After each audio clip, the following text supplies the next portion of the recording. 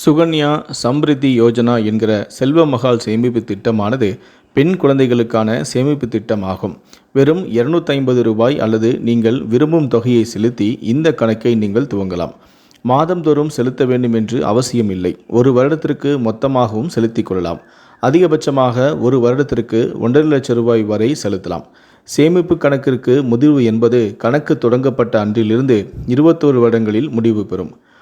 பெண் குழந்தை 18 வயதை எட்டும் போது அவருடைய கல்வி செலவுக்கு இந்த முதலீட்டிலிருந்து பாதி தொகையை நீங்கள் எடுத்துக்கொள்ளலாம். குழந்தை பிறந்து 10 ஆண்டுகள் வரை இந்த திட்டத்தில் எப்போது வேண்டுமானாலும் நீங்கள் சேரலாம். ஒரு குடும்பத்தில் அதிகபட்சம் 2 பெண் குழந்தைகளை மட்டுமே இணைக்க முடியும். இரட்டை குழந்தைகள் அல்லது ஒரே பிரசவத்தில் 3 பெண் குழந்தைகள் என்றால் அவர்களுக்கு என்று விதிவிலக்கு உண்டு. குறைந்தபட்ச முதலீடு தொகையானது ரூபாய் ஆகும். கடந்த 2022-23 மட்டும் நம்முடைய தமிழ்நாட்டில் 32 லட்சம் புதிய கணக்குகள் தொடங்கப்பட்டுள்ளன. இதன் மூலம் அகில இந்திய அளவில் 2வது இடத்தை இந்த திட்டம் பிடித்திருக்கிறது. முதலீடு மற்றும் வட்டிக்கு 100% பாதுகாப்பு என்பதுடன் அதிக வட்டியும் கிடைக்கிறது என்பதால் இந்த திட்டத்திற்கு பெரும் ஆதரவும் இருக்கிறது. உங்களுடைய மகளுக்கு 70 லட்சம் கார்பஸ் தொகையை நீங்கள் இலக்காக வைத்திருக்கிறீர்கள் என்றால் மாதம் 12,500 அல்லது ஒரு நிதியாண்டில் 1,50,000 லட்சம் முதலீடு செய்ய வேண்டும். அப்படியானால் 15 வருடங்களில் உங்களுடைய மொத்த முதலீடானது 22,50,000 ரூபாயாக இருக்கும்.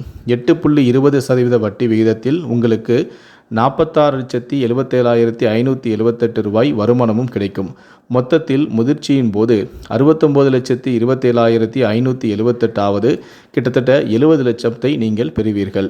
செல்வமகால் சேமிப்பு திட்டத்தில் குழந்தையின் பெற்றோர்கள் யார் வேண்டுமானாலும் முதலீடு செய்யலாம்.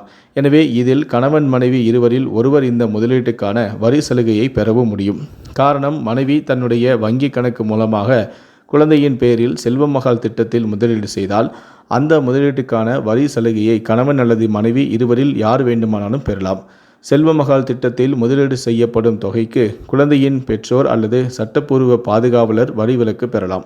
குழந்தையின் தந்தை கணக்கை திறந்தாலும் தாய் திட்டத்தில் பங்களித்தால் சுகன்யா சம்ரித்தி யோஜனா வரி சலுகைகளை பெறலாம். ஆனால் குழந்தையின் தாத்தா பாட்டி திட்டத்தில் முதலீடு செய்தாலும் அவர்கள் வரி சலுகையை பெற முடியாது.